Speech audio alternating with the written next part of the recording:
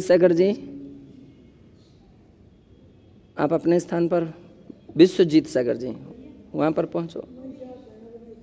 अच्छा अच्छा। तो यहाँ पर मिथ्यात्व के विषय में संसारानुप्रेक्षा में प्रकरण चल रहा था कि मिथ्यात्व सबसे बड़ा कर्म के आश्रय और बंध का मुख्य कारण है। जीव मिथ्यात्व के कारण उसकी विपरीत श्रद्धा होती है, विपरीत विश्वास होता है और उसका आचरण भी विपरीत होता है। पूज्य आचार्य भगवान उसी मिथ्यात्व के विषय में प्रतिपादन करते हुए आगे कहते हैं, एवं उत्कृष्ट श्रावकस्यापि कृते शास्त्रेषु यल्लिंगम निर्दिष्टम तदपि ग्राह्यम। उत्कृष्ट श्रावक का भी, उत्कृष्ट श्रावक यानी एलक, क्षुल्लक और दशम प्रतिमाधारी हैं। उत्कृष्ट श्रावक के 11 प्रतिमाओं के 3 भेद किए गए हैं, जघन्य, मध्यम और उत्कृष्ट।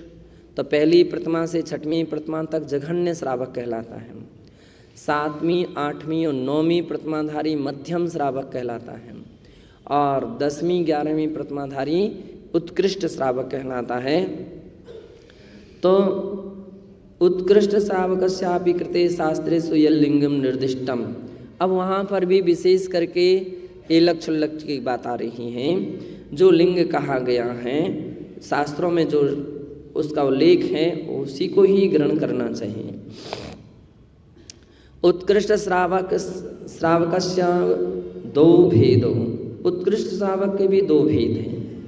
तत्र श्रावकस्य कोपीन सहितं वस्त्राधारणं ईलकस्य कोपीन मात्रं वस्त्रधारणं समनुमतम। कह रहे हैं कि जो क्षुल्लक है वो कोपीन सहित एक वस्त्र धारण करता है। कोपीन यानी जो लंगोटी और एक वस्त्र यानी दुपट्टा उसको धारण करता है। और एलक कोपीन मात्र वस्त्र धारणम, केवल लंगोटी अकेले ही धारण करता है। तद विपरीतम लिंगम अपि मिथ्या दृष्टि समर्थयति। और इससे किंतु मिथ्या दृष्टि जीव इससे विपरीत लिंग का समर्थन करते हैं। यथा, अब ध्यान रखिए कि इस प्रकार के जो विधान कहे गए हैं तो समुचित तरीके भी उसके हैं। कोई क्षुल्लक जी चाहें कि अपन लोग दुपट्टा लपेट करके लुंगी जैसी पहन करके चलते रहें तो तरीका नहीं है।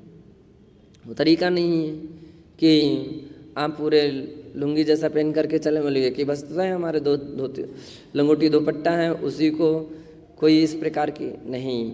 जो उचित तरीका है, या चाहें कि हम दुपट्टा का ही धोती जैसी पहन लें कांच लगा करके, तो वो प्रशस्त नहीं मानी गई हैं। प्रशस्त जिस प्रकार से लंगोटी और उसके ऊपर ऊर्ध्व वस्त्र होना चाहिए वही प्रशस्त माना गया है। लेकिन इसके अलावा अन्य प्रकार से यदवा तदवा प्रकार से प्रवृत्ति करना, कुछ लोग, अब दुपट्टा खंड वस्त्र माना गया है और खंड वस्त्र का अर्थ क्या होता है कि सिर ढके तो पैर ना ढके और पैर ढके तो सिर ना ढके, ऐसा होना चाहिए। अब उस दुपट्टे को कुछ लोग क्या करते, अधिक रख लिया कि आराम से सिर भी ढक जाए और पैर भी ढक जाए, तो खंड वस्त्र नहीं है, वो खंड वस्त्र नहीं माना गया है। सिर ढके तो पैर नहीं ढकना चाहिए, उसका नाम है खंड वस्त्र। अब मान लीजिए उसको अपन मीटर से भी नहीं माप सकते हैं, क्योंकि किसी की हाइट अलग अधिक है, लंबी है, किसी की हाइट कम है। तो कुछ लोग ऐसे होते हैं 2 मीटर में ही उनका, मान लीजिए सिर ढके और पैर ना ढके, लंबी ऊंचाई है उनकी। तो कुछ ऐसे होते पैर ढके तो सिर ना ढके, ऐसी स्थिति हो जाती है। 2 मीटर भी उनके लिए खंड वस्त्र है। कुछ छोटे कद वाले होते हैं उनके लिए 2 मीटर पूरा वस्त्र हो सकता है, उनके लिए और उससे छोटा होना चाहिए। तो जैसी शरीर की ऊंचाई अपनी है, उस शरीर की ऊंचाई से अपना माप, जैसे पैर से सिर तक का माप किया जाता। जब हम लोग क्षुल्लक अवस्था में थे तो इस प्रकार की स्थिति रहती थी। अंगूठे से, पैर के अंगूठे से सिर तक का जो वस्त्र है, और इतना नापते थे तो उतना कम अपने आप हो जाएगा, ओढ़ा नहीं जा सकता है। और ओढ़ना है तो बिल्कुल ऐसे होना पड़ेगा। तो उसके लिए उतना वस्त्र कट करवाया जाता था, उतना कट कर दिया जाता था। उसका नाम खंड वस्त्र मानते थे। आचार्य महाराज, विमल सागर जी महाराज और सन्मत समाज के एक और दूसरा अभिप्राय था, भाई खंड वस्त्र क्या कहलाता है। तो खंड वस्त्र का वो कहते थे कि जो बिना सिला हुआ हो, जो बिना सिला है वो खंड है, और जो सिला है वो अखंड हो गया बोले। तो बिना सिला वस्त्र भी खंड वस्त्र मानते थे। हम जब तक क्षुल्लक अवस्था में रहे, एक भी दिन सिले हुए कपड़े नहीं रखे गए। तो बिना सिले कपड़े, क्योंकि हमारी दीक्षा में ही अचानक सब व्यवस्था हुई थी, सब तैयारी एक साथ तत्पर।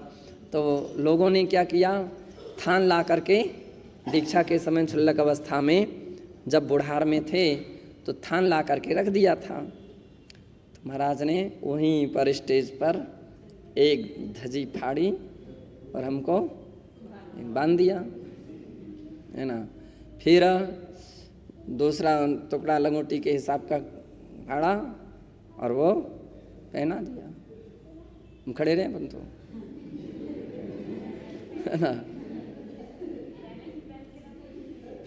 कुछ नहीं, पहले से कुछ, अब कुछ बतला ही नहीं था, कुछ पता ही नहीं था, है ना। तो हम लोग तो चूड़ीदार पजामा था और शेरवानी जो रहती ना, वो ऐसी पहन करके गए थे। तो वैसी का वैसी पहने रहे थे, तो वहाँ पर वैसी का वैसी उतार दिया।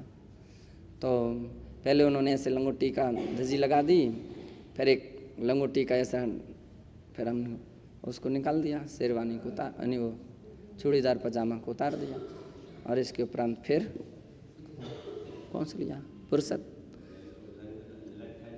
वही लट्ठे थे वो।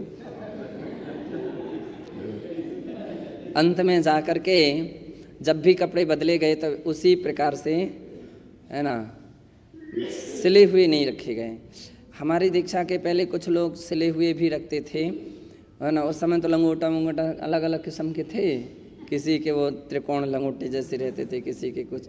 बाद में फिर वो चेंज हो गया, तो वो बिना सिले कपड़े रखे जाते थे। चादरा भी रहता था, उसकी किनार जो है ना वो सिलाई नहीं जाती थी, और लंगोटी रहती थी उसकी भी साइड किनारे वगैरह कुछ भी सिलाई नहीं जाती थी। तो ऐसा हम लोग उन किनारों को अंदर कर लेते थे और ऐसा पहन लेते थे, तो कुछ भी उसके धागे मागे कुछ नहीं आते थे। तो इस प्रकार से खंड वस्त्र की पद्धतियाँ और परंपरा रही हैं। लेकिन चादरा इतना बड़ा नहीं होना चाहिए कि सिर ढक जाए और पैर ढक जाए, इतना बड़ा नहीं होना चाहिए, वो खंड होना चाहिए। यथा अब बतला रहे हैं कि तद्विपरीतम लिंगम अपि मिथ्या दृष्टि समर्थयति, जो इसके विपरीत 11 प्रतिमाधारी से विपरीत जो लिंग है उसको मिथ्या दृष्टि उसका समर्थन करते हैं। हिंसा परिग्रह प्रवृत्ति दुर्भाव वर्धकम यद्यपि लिंगम तद कुलिंगम एवं। कह रहे हैं कि हिंसा परिग्रह प्रवृत्ति, जिसमें हिंसा हो रही है, परिग्रह इत्यादि हैं, आदि दूषित भावनाओं का जो वर्धक है वह लिंग क्या है, कुलिंग है। किंतु तस्य समर्थन मादरम च सा करोति, किंतु मिथ्या दृष्टि उस कुलिंग का समर्थन व आदर करते हैं। एवमेव सुतीर्थ विपरीतम यत् कुतीर्थम तस्यापि विषये मिथ्या दृष्टिरादरो भवति। इसी तरह सुतीर्थ से विपरीत जो होता है वह कुतीर्थ होता है, उसमें भी मिथ्या दृष्टि का आदर भाव रहता है। वस्तुतः संसार तारण समर्थ तीर्थम भवति।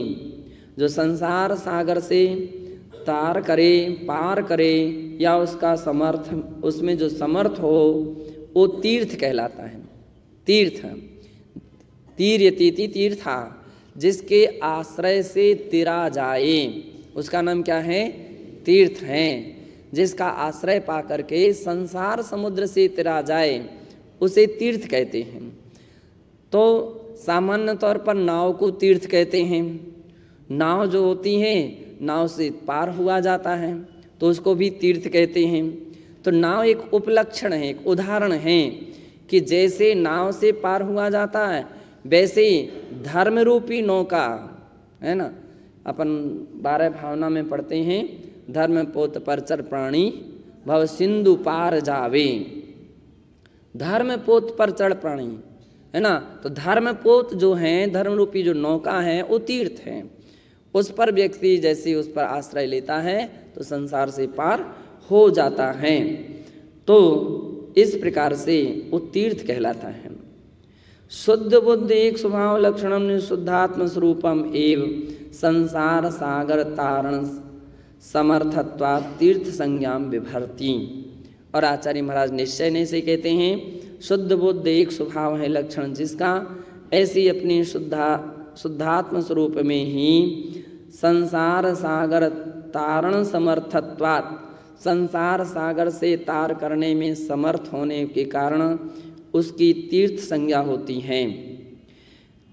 निर्मल क्षमादि धर्म, निर्मल उत्तम क्षमादि धर्म, सम्यक दर्शनादि रत्नत्रयात्मको मोक्ष मार्ग, सम्यक दर्शन आदि जो रत्नत्रय है आत्मक, ऐसा जो मोक्ष मार्ग है। श्रुतम, श्रुत है, जिनेन्द्र गणधरादयश्च तीर्थ संज्ञा भवति। जिनेन्द्र और गणधर आदि परमेष्ठियों की भी तीर्थ संज्ञा होती हैं। व्यवहारेण चेत् तीर्थंकराणां पंचकल्याणकस्य स्थानानि ऊर्जयन्तादीनि जगत प्रसिद्धानि निश्चय तीर्थ प्राप्ति हेतुत्वा तीर्थानि अभिधीयन्ते। व्यवहार से तीर्थंकरों के जो पंचकल्याणक स्थान हैं, ऐसे ऊर्जयन्तादीनि, ऊर्जयंत गिरनार आदि, जगत प्रसिद्धानि संसार में प्रसिद्ध ऐसे निश्चय तीर्थ प्राप्ति हेतुत्वात्, निश्चय तीर्थ की प्राप्ति के हेतु होने से तीर्थानि अभिधीयन्ते, इन्हें भी तीर्थ ऐसा कहा जाता है।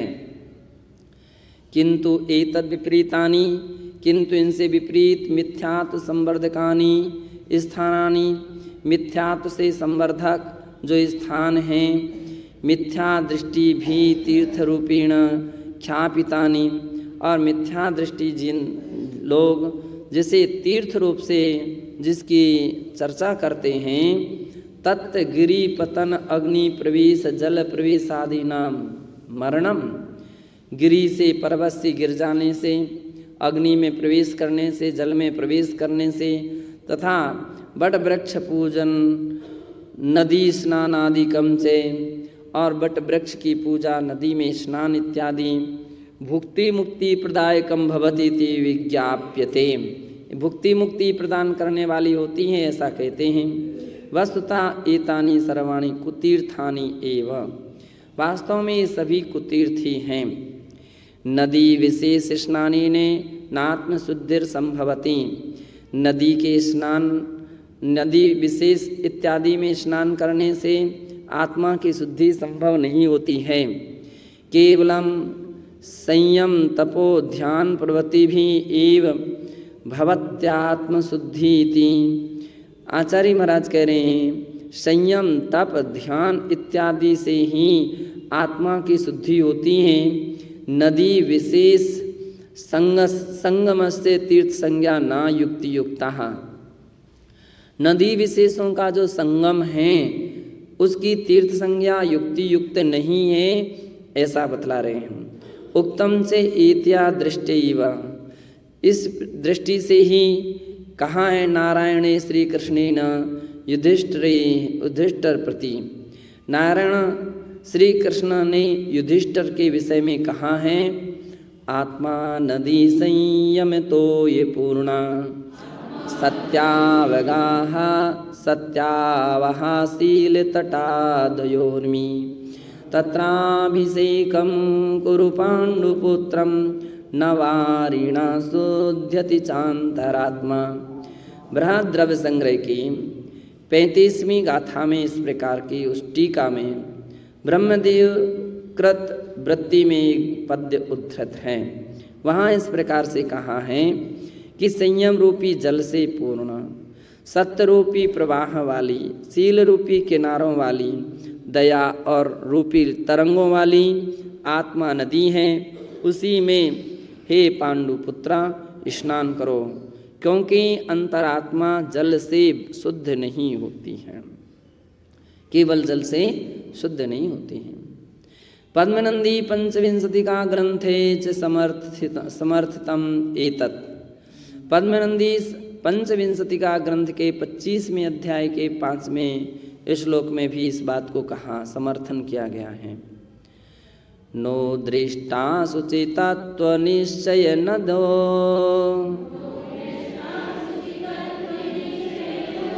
ना ज्ञान रत्नाकरः पापै क्वापि न दृश्यते च समिता नामातिशोद्धा नदी तेनैतानि विहाय पापे हरणे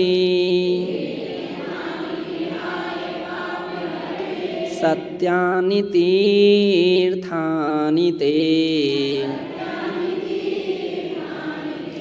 तीर्थाभास सुरापगादिषु जड़ा मज्जन्ति तुष्यन्ति च।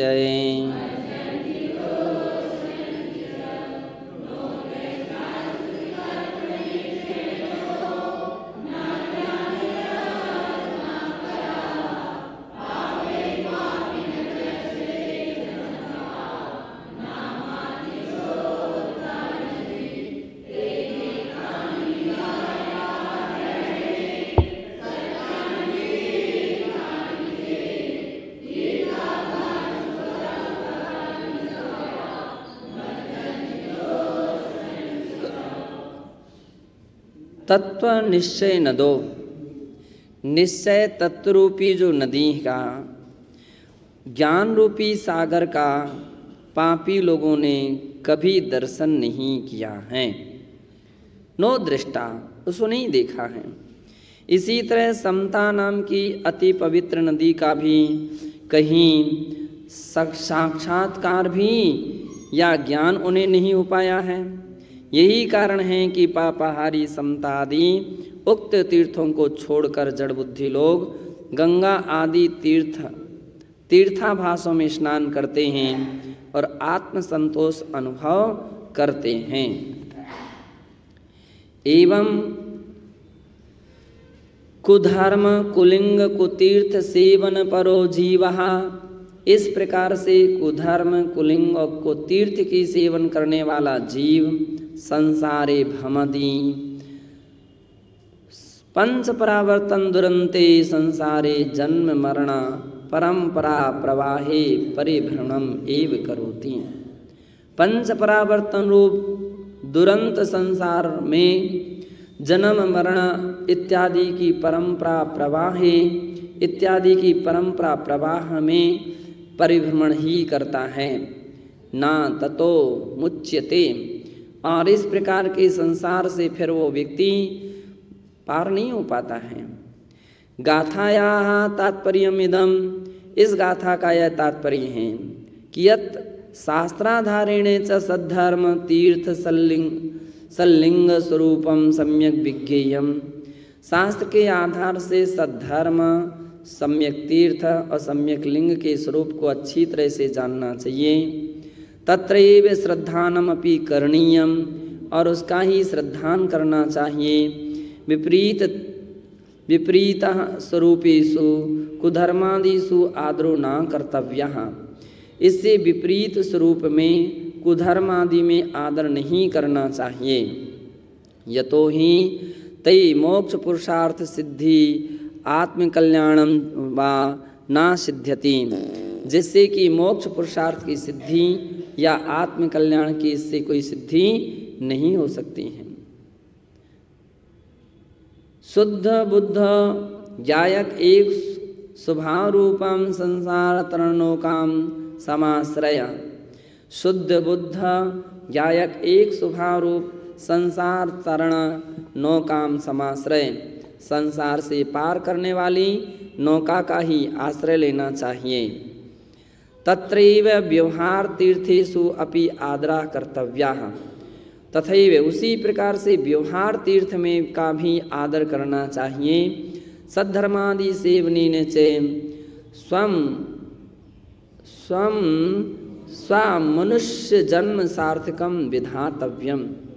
सद्धर्म इत्यादि के सेवन से अपने मनुष्य जन्म को सार्थक करना चाहिए, ऐसा इस गाथा का तात्पर्य हुआ।